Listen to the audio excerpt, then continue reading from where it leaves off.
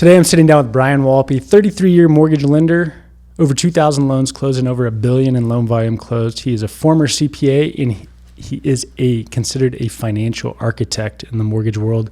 Bryan, let's talk about what's going on with rates since the Iran conflict. You want to dive in? Yeah, thanks, Shay. Yep. So the day before the Iran conflict, rates had hit basically a 3-year low. You and I were both excited about reaching out to our past clients for refinance business, and we're calling all of our buyer leads and telling them how great rates were. So the next day, Iran conflict happens. Oil prices go up. Oil is inflationary, right? When the price of oil goes up, because oil impacts so many goods and services, and not to mention the gasoline that takes us here and there. So the markets didn't like that, and immediately the bond market and mortgage-backed securities traded worse. Now, to put it into context, we had a month, let's just call it month of February, where rates had consistently come down. They'd come down about 0.25% just in the month of February. So that was great. So beginning March, we've seen them consistently go up, and with the oil trade.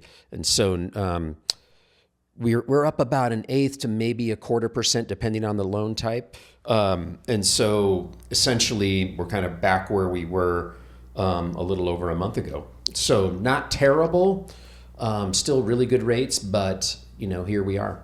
Last week it was just below 6% on the average 30-year fixed, and now it's, I know as of yesterday, today's Friday the 6th, as of yesterday it was 6.13, and I think it's headed even further north. Maybe just a little north of that today.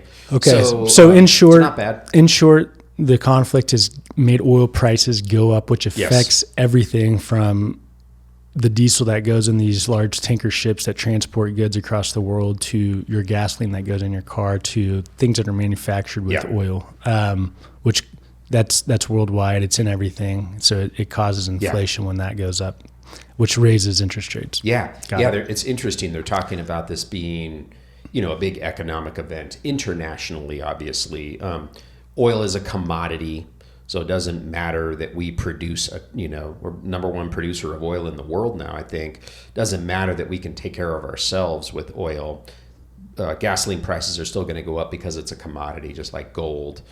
So even though we can produce our own oil, it doesn't matter because it's traded worldwide, which exactly the worldwide conflict. So any conflict that affects oil will cause inflation. Exactly right. And all this in the Middle East, right, is, where a lot of oil production is impacting it. Like there are some, I think it was Kuwait who said that they were going to have to take production offline.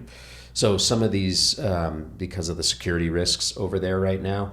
So having less supply, flowing, and then those tankers can't, some of them aren't moving right over there. So having all that disruption in supply is causing prices to go up, even though there's reserves. And people keep reserves. The reserves don't last forever, right? So, and how does this affect home buyer sentiment? Yeah, that's the big trick right now. When it's chaos in the news, right? And we all know when there's chaos, people are like, wait, how does this? First of all, they think, how does this impact me? And they would, and then the news about rates going up, then they don't have any context is the challenge, right? Like if they had the context that said, rates are only up 0.1%, maybe again in some cases 0.25%. So what does that mean on a monthly payment basis? That's really what we have to get to. So if I'm a real estate agent, I'm talking to my buyers that are, that we're actively looking that pipeline and saying, let's get you in front of a mortgage lender. I'm happy to sit down and explain to them it really isn't that big of a move, especially if they haven't been active in over a month. The rates are great, and plus we have all the there's all those if you're writing an offer, right, and getting seller credits and things like that happen constantly. So I think it's just getting them in front of a lender to know what the numbers are, right? Because everybody is afraid, they can be afraid and say, okay, yeah, this is a great time not to do anything. But, being educated, there may be some more deals available now in the market. If buyers, slow down a little bit and wait for the conflict to get over, there may be some opportunities to get in there and negotiate as well. Absolutely. If you're an agent or a buyer that needs help with a mortgage, feel free to reach out. MortgageUpside.com. Bryan, thank you so much. Thank you, Shay. It's fun.